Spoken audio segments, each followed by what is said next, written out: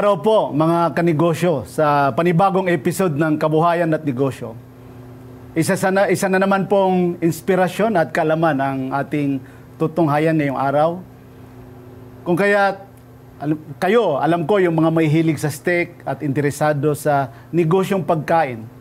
Saktong-sakto dahil ang kasama natin ngayon ay may-ari ng Lucas Butter Steaks at presidente ng Chiquita Corporation. Walang iba kundi si Mr. Carl Quima.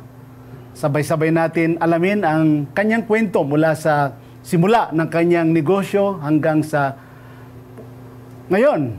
Napakatagumpay ang kanyang negosyo. Welcome, Carl, dito sa Kabuhayan at Negosyo. Magandang araw sa iyo, Yusek.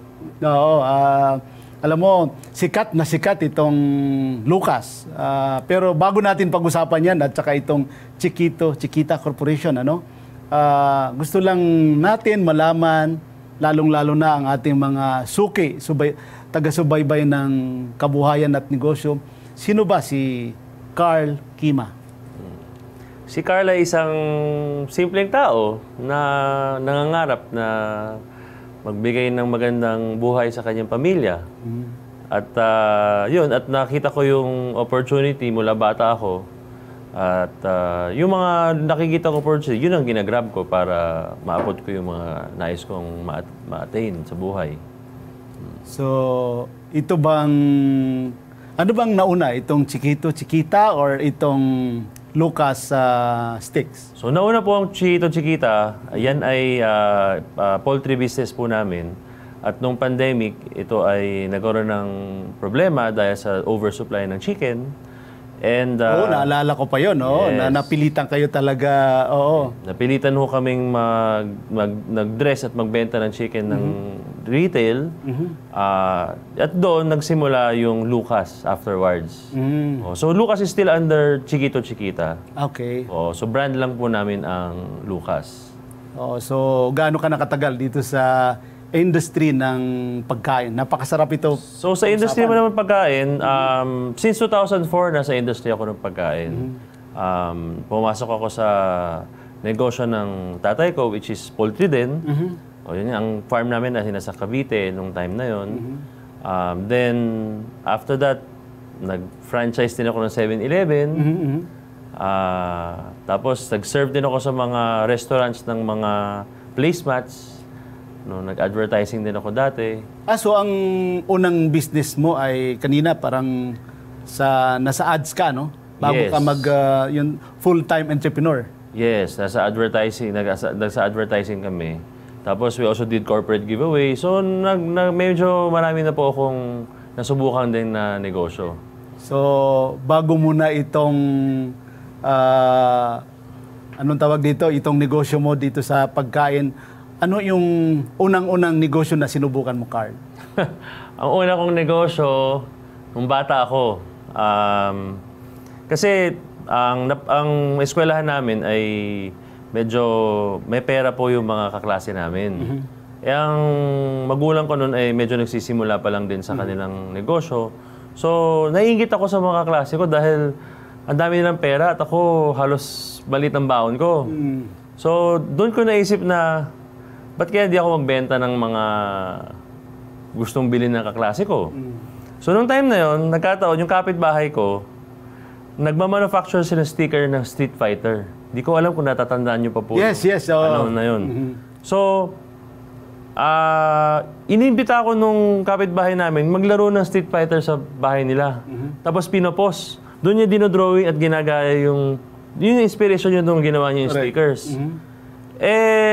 Sa labas, sa mga sari-sari store, 2 pesos ang benta nun sa isang sticker.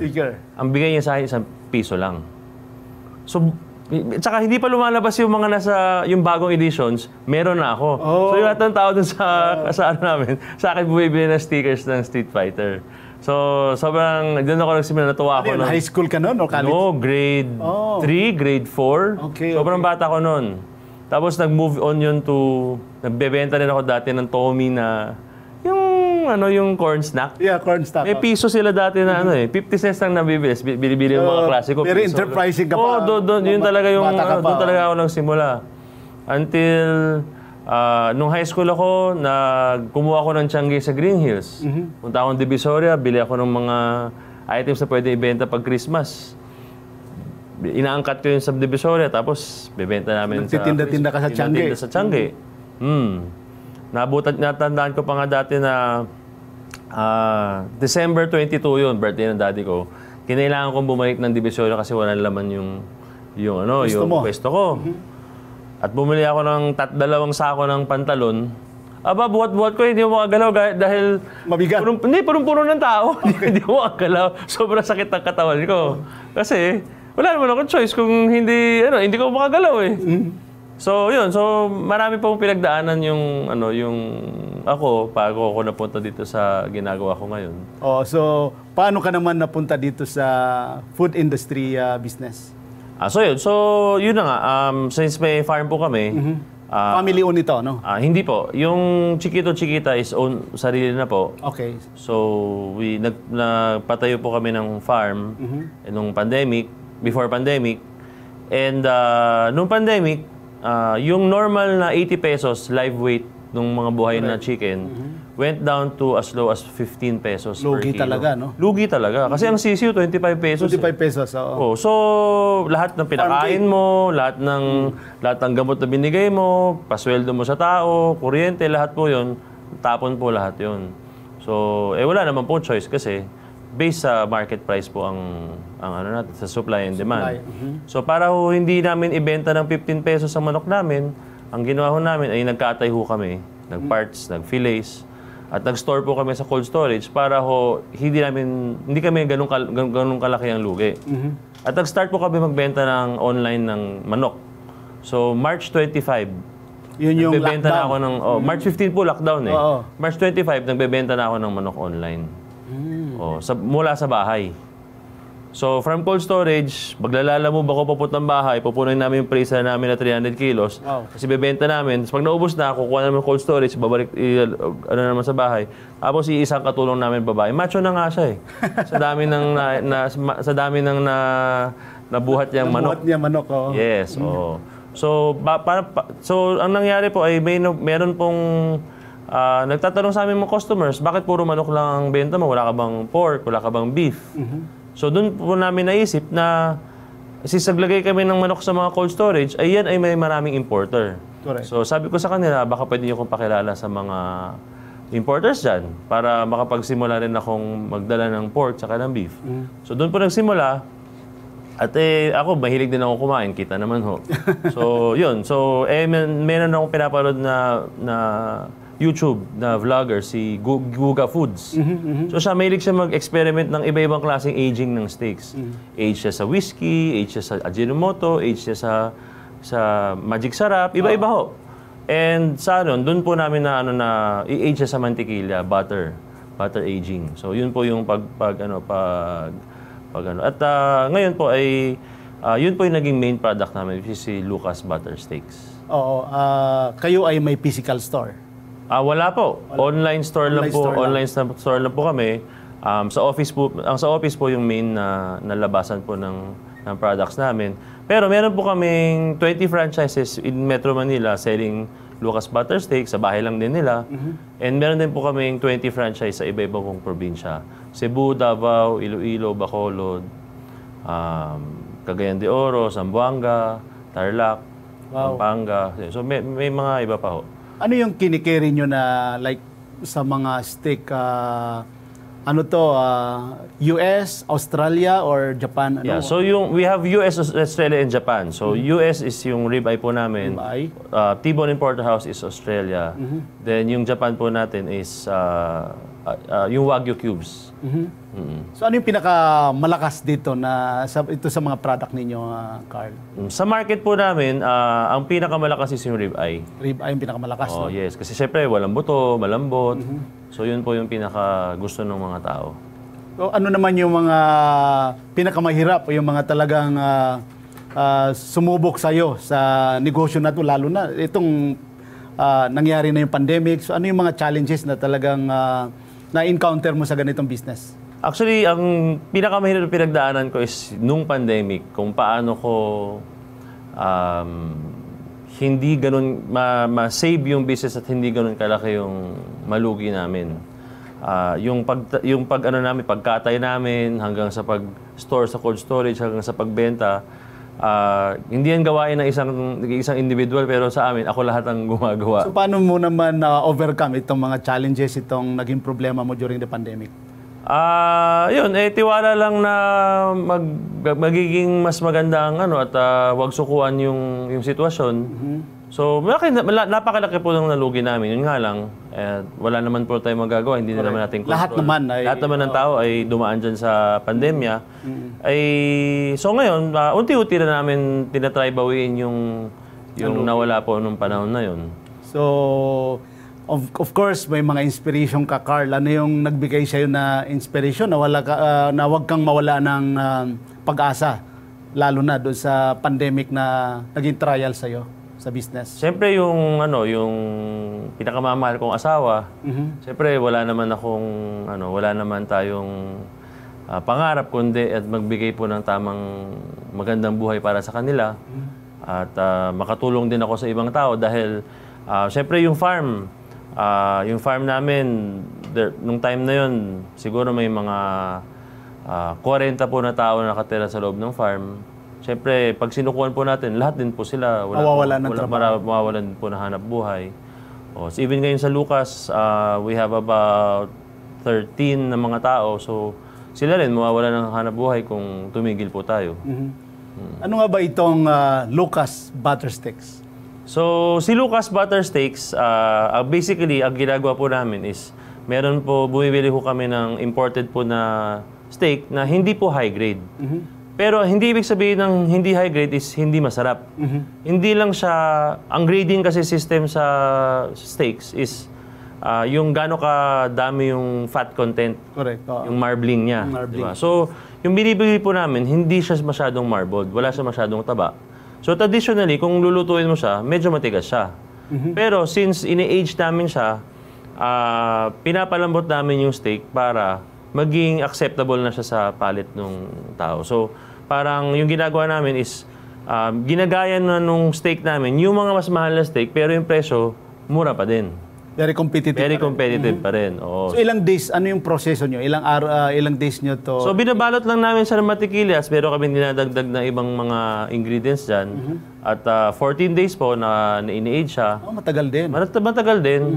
Pero minimum lang po yung 14. Minsan po mas matahaba pa doon.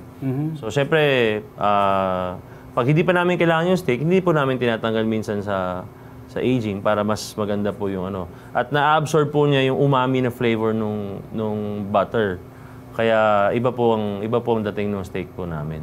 Ano ba yung advantage ng Lucas steak na naiiba or binabalik-balikan kayo ng inyong mga customer, Carl? Siyempre, besides yung masarap yung pagkain namin, siyempre yung service po namin, we do same-day delivery. We do gifting. So, yung kunyari, nung Pasko, nung nagdaang Pasko, maraming mga kumpanya na, Carl, tinatamad na ako mag-isip ng gift. Pwede bang yung steak mo na lang, tapos ikaw nung padala sa kanila lahat. We do that service also. Okay. Tapos, we also bring our products to our customers. Nagjo-join po kami ng mga bazaar, mga alumni events sa mga eskwelahan, mga fair, school fair. Nagjo-join din po kami ng mga travel fair, wedding fair. Tapos, after pandemic, nag-start din kami mag-Lucas Steak Station. So basically, para siyang yung nagluluto sa party ng mga carts, pero steak po ang niluluto namin. So nagki-cater kayo sa mga event? Yes, parang catering, pero cart lang po. So kumusta naman ang presyo? Halimbawa, 100 na katao, kumusta naman ang presyo dyan? So, ang basic price po namin is 300 per head. So, kung 100 ang tao, 30,000. Anong mayroon doon sa 300? Sa 300 na yun is magbibigay ko yung 100 grams ng steak. No, kasi ang assumption po namin ay hindi kami maraming ibang ulam kasi may caterer. Dagdag ulam na kami para kaming lechon, gano'n. Yes. So, 100 grams, kasama na po dyan yung tao na magmaman ng booth, magluluto, kasama na po yung cart. 4 hours po sila nandun sa venue. Pati delivery, yung pagpunta doon, wala na silang additional na. Except, syempre, pag out of town yung event. So, aside from steak, ano pa ang ino-offer nyo sa ganyan ng mga event na product? We also have mga sausages, Hungarian sausage, yung Wagyu, available din paborito yan. ng mga bata yan. Yes. So, pwede rin i-mix-mix yung products. Yan. So, even, we're also launching yung, mas premium naman na, kung gusto niya na nung mas mahal. prime na mahal, na maraming taba, pwede rin po namin gawin yun. So, alam mo, pagka Wagyu, mahal yan, ano? So, pinakamahal yata, Carl, ay yung Japanese Wagyu. Yes, yung Japanese Wagyu na A5. Yan ang A5, pinakamahal. So, magkano ba yan ngayon sa market? Sa market, makakabili tayo niyan between 9,000 to about 14,000 pesos. Depende sa brand. Di ba? Meron pong mga Kitayama, Kagoshima, Omi, Matsusaka. So, iba-iba po ang so, may iba sa kanila mas mahal, meron iba mas... Yung sa inyo, magkano? If you don't mind. So sa amin po, hindi po kami nagkikerry ng Wagyu. Wagyu cubes lang po yung Wagyu namin. cubes. So yung mga tapyas po ng Wagyu, pag pinaprocess po sir sa Japan at ginagawa silang cubes. O yun medyo hindi po siya ganun kataas ang presyo. Ang isang kilo nasa mga 1,100. May sikreto ka daw na napapasarap mo yung mga cubes na ano ba ang sikreto nyo dyan para sa kaalaman ng mga taga-subaybay natin, Carl? Siyempre sa Wagyu cubes, may sauce din po kaming sarili namin gawa at yun ang nagugustuhan din ng mga customers namin. So yun po ang kaibahan ng Wagyu cubes namin doon sa iba. Okay. So, paano mo pinagsasabay? Minamanage pareho itong Chiquita at saka itong Lucas ano mo? So, ang farm po namin ay located sa Candelaria, Quezon. So, pupunta po ako doon weekly. Minsan twice a week. So, hands-on ka talaga? Hands-on po. Oo, kasi po, syempre, kailangan pong tingnan po yung manok. Di ba? May sakit ba? Lumalaki ba ng tama? Kumakain ba? Umiinom ba? Pero syempre, marami na pong tools kasi ngayon eh. Yes, ay naniniwala ko na ang teknolohiya ay dapat gamitin para matulungan tayo. Hindi dapat katakutan. Correct. So dati, nung panahon ng tatay ko, nung tinuruan niya ako mag-farm, sa columnar notebook lang siya nagsusulat. Parang accountant. Mano-mano lahat. Ilista ng mga delivery, yung mga ano. Ngayon, ang gamit ko, Google Drive. So anytime, anywhere, at pasalamat tayo, may Facebook, Messenger groups. So lahat ng tauhan namin sa farm, may part ng messenger groups para pag may mga bilin ako, doon ko na dinadaan. Tapos meron na nagtatrabaho. Doon ako nagtatrabaho. So kahit nandito ako or kahit sa ibang bansa ako, nakakapagtrabaho ako. Meron din tayong Starlink. So sa lugar po namin, wala pong cabled internet po doon. So order po tayo ng Starlink para may internet, para malagyan po namin ng CCTV ang farm, mas mabantayan po namin ang farm. So, may mga ganun pong At dito naman sa Lucas, syempre ako po ang main source ng sales po namin.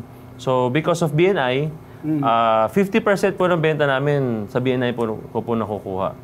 And pati mga distributors po namin, puro BNI members din. So, malaking tulong po ang mga organization na yan. Gawa ng, syempre, silang nagpapakilala sa akin sa ibang mga possible distributor ko. Prospect distributor mo. Sila rin papakilala ng mga kaibigan nila mahilig kumain ng steak o may event. So, malaki po ang naitutulong yan sa aming negosyo. So, ikaw ay nag-entertain pa kayo ng mga interested na mga reseller? Yes. Naghahanap po kami ng possible franchisees na gustong mag-partner po sa amin. Nakikita po namin ang Mindanao ay isang napakagandang market. Siyempre dahil mas lalo po kung hindi po nakain ng pork ang area. Yes. Siyempre mas malakas po ang consumption ng beef tsaka ng iba pong So yun po hanap. Tsaka mga naka-base din sa yung malapit sa port or malapit sa airport. Seaport at saka yes airport. Po, kasi doon po namin ipapadala yung produkto eh. Mamaya pag-usapan natin yung profitability at saka yung about sa mga prospect natin na gustong mag-reseller. Pero tatanong ko lang, Carl, kasi dito sa Pilipinas, may mga homegrown na rin na Wagyu, no? Mga steak. So, ano ba ang diferensya nung homegrown na Philippine, itong mga dito na galing at saka yung mga imported na ano natin? Sa totoo lang po, hindi pa ako nakakatikim ng homegrown. Okay. Pero siyempre, bilang isang tao na nasa negosyo ng agrikultura, siyempre, gusto kong makita na kaya natin gumawa ng Philippine Wagyu, Yes. diba? Kasi siyempre, yan ay isang paraan para makapagbigay ng value dun sa produkto. Kung kaya natin magpataba, magpalambot at equate yung quality, mapaganda natin tulad ng meron sa ibang bansa, definitely pwede natin i-export yan later on. Correct. Mamaya itutuloy natin yan, Carl, itong about sa reseller, no? Yung mga prospect ng kumpanya nyo. At magbabalik po ang Kabuhayan at Negosyo.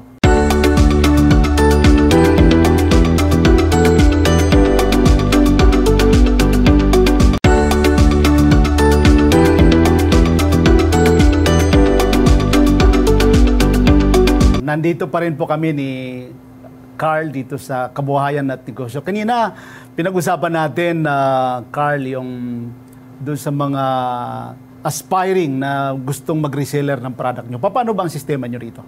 So we have three types actually. So isa is yung regular reseller.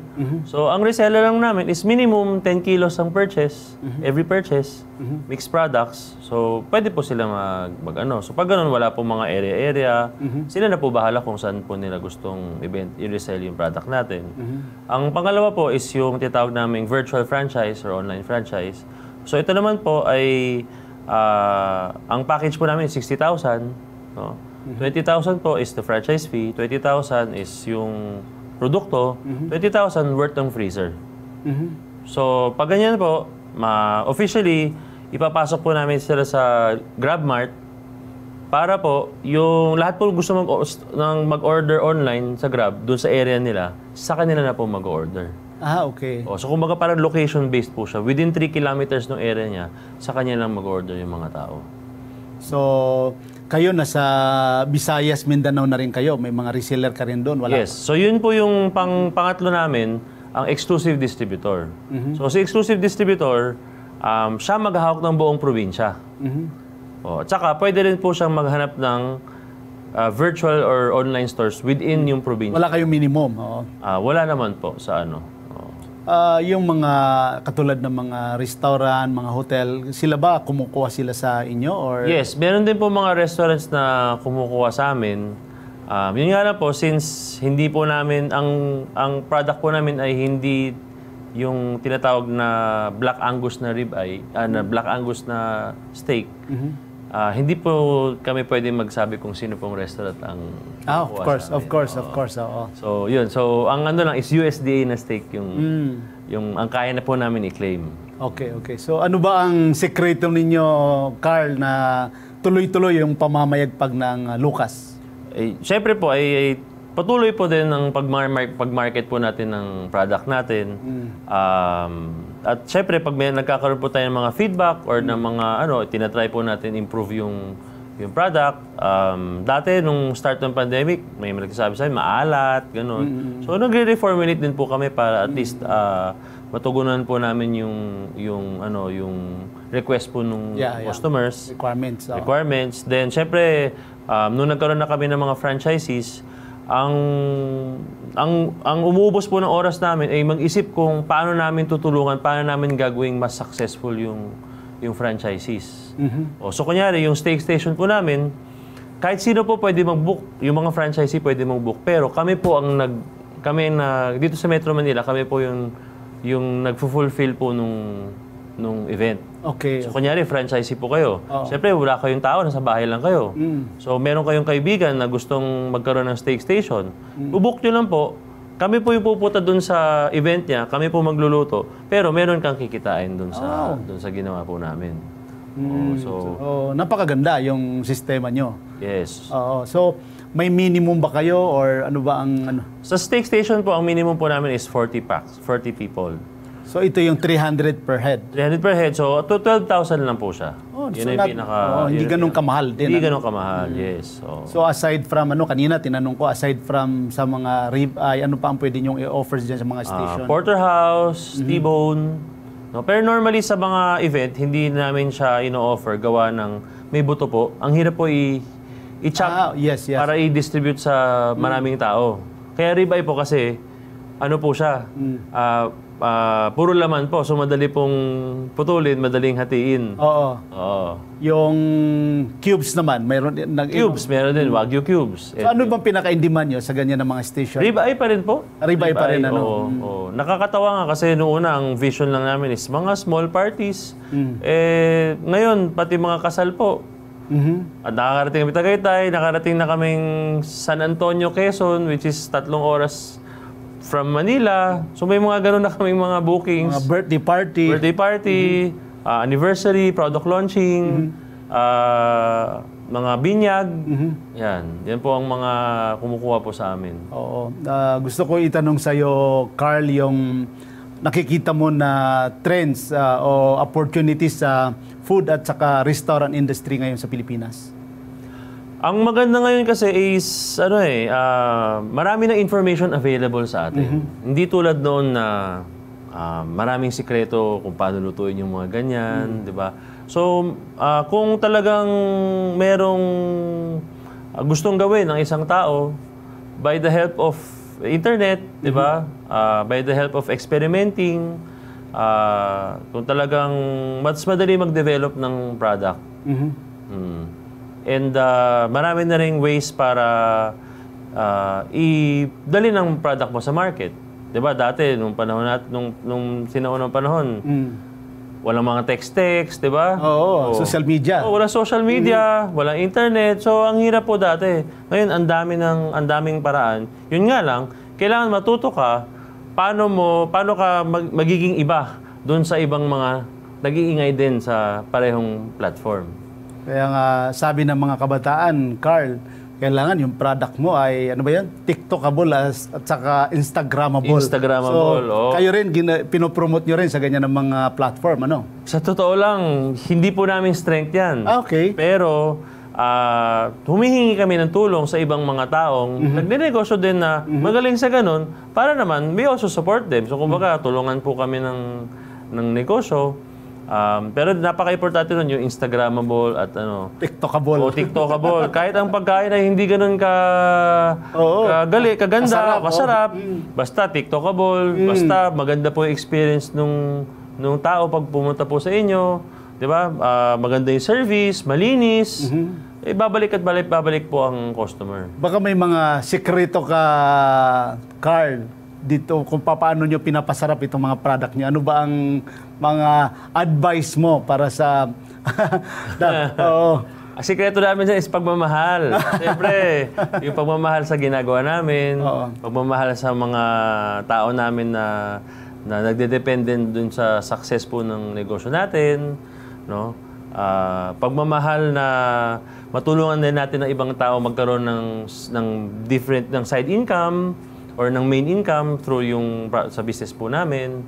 So, yun po yung yun po ang natutunan ko over the years na syempre, if you're willing to help other people, people are also willing to help you.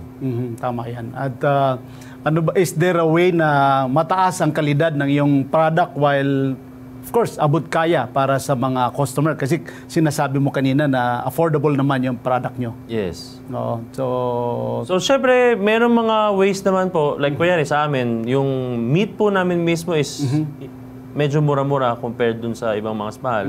At because we add the value-adding process to make it different, to make it mas parang mahal pero hindi naman mahal. So yun po yung naging pinaka-advantage namin. Oo. Ano ba yung maipapayo mo, Carl, sa mga kabataan or mga aspiring na entrepreneurs na nais magsimula sa kanilang negosyo or katulad na negosyo mo? Ano ba ang mga qualities na dapat taglayin ng isang matagumpay na entrepreneur katulad mo? Para sa akin, ang importante ay grit, no? So, syempre, hindi yan laging madali. Hindi yan laging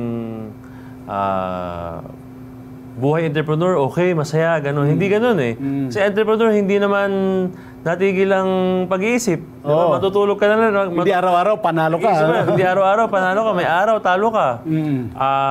Ako, dumaan na ako siguro sa 5-6 na negosyo bago umabot dito sa ano. So, syempre, pag na-down din kayo, ang importante dyan ay yung lessons na natutunan nyo doon sa previous na negosyo, huwag nyo uulitin kung may mga pagkakamali kayo. Diba? So, ang payo ko talaga is, palakasin ng loob, diba? Tuloy-tuloy lang, kung naniniwala talaga kayo na ang produkto nyo ay may market, i-push yan, diba? At syempre, huwag kalimutan na humingi ng tulong din sa mga kaibigan natin. Dahil hindi natin alam, baka sila ang nakakilala doon sa mga taong gusto natin makilala or maging customer, di ba? Yan po natutunan ko rin tulad ng organization like BNI na maraming taong willing tumulong sa atin. Kailangan lang natin buksan ang ating mga loob at humingi ng tulong. Oo. Tama-tama yan. Yung mga tips na ibinibigay mo, Carl, siguro sa pagbabalik ng kabuhayan at negosyo ay pag-usapan natin yung mga ups and down naman sa business, Carl. Magbabalik po kami.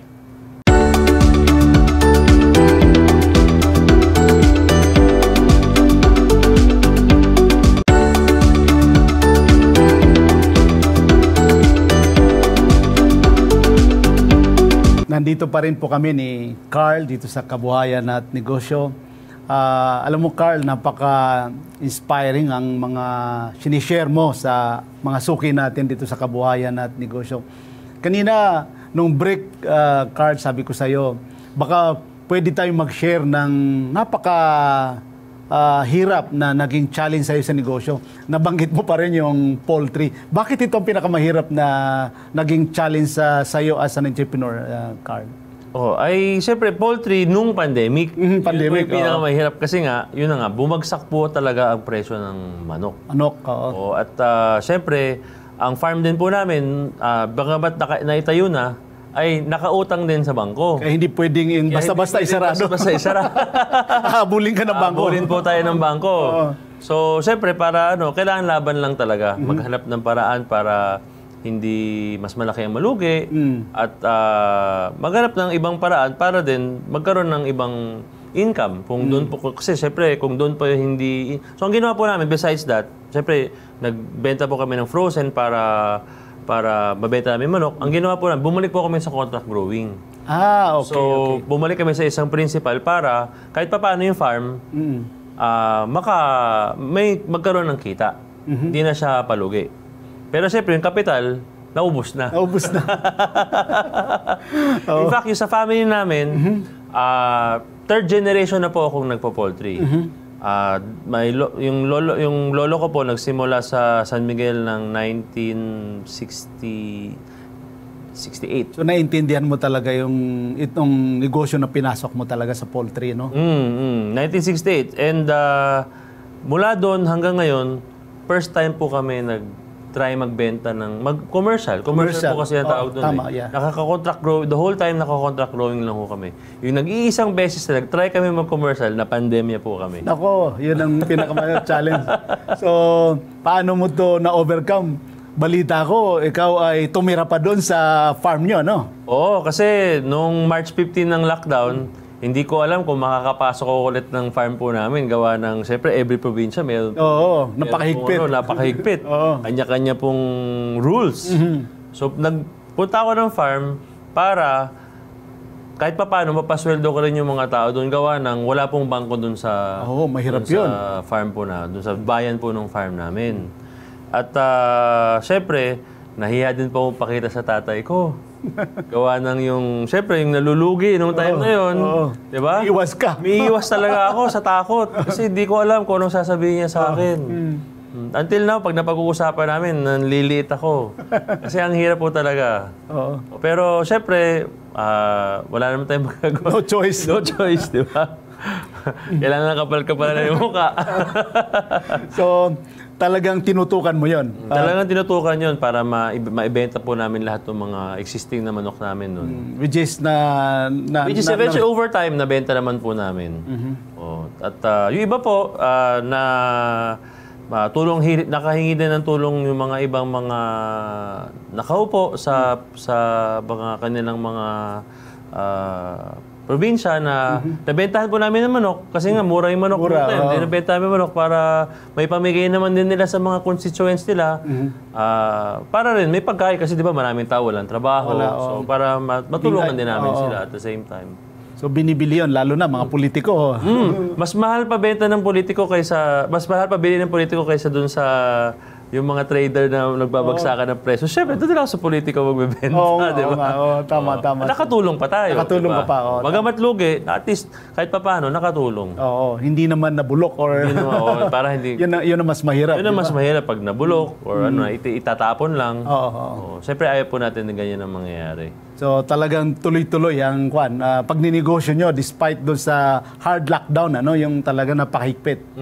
Kailangan. At malaking pasalamat ko rin sa mga naglalala-move, nag-grab. Yan ay naging lifeblood ng maraming tao noong panahon ng pandemya. At even until now. Oo. Ano ba ang vision mo para sa Lucas Butterstick at of course Chiquita Corporation? May mga future plans ka ba, Carl? Sa Lucas, ang goal po namin ay maging #1 steak brand na niluluto sa bahay sa Pilipinas.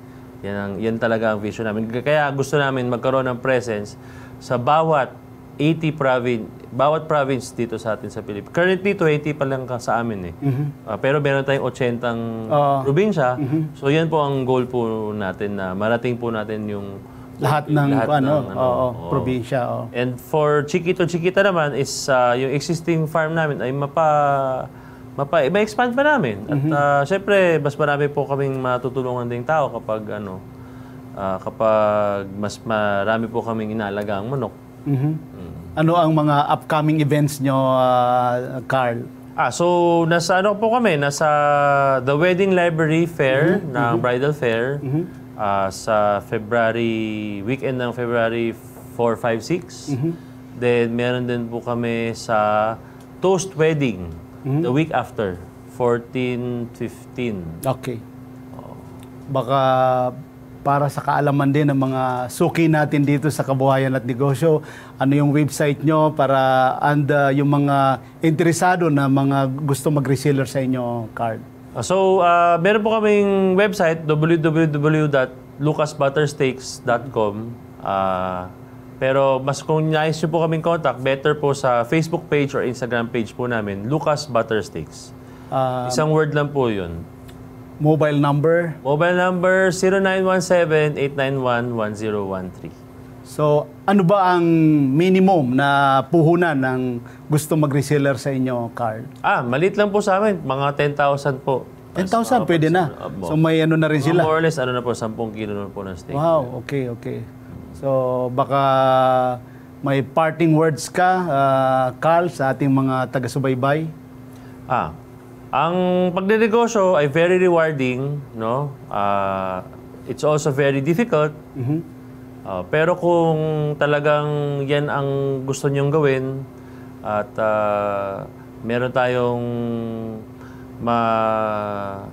magamit sa ating mga experience at mga naging trabaho para mas magawa natin successful yung business natin, push nyo yan.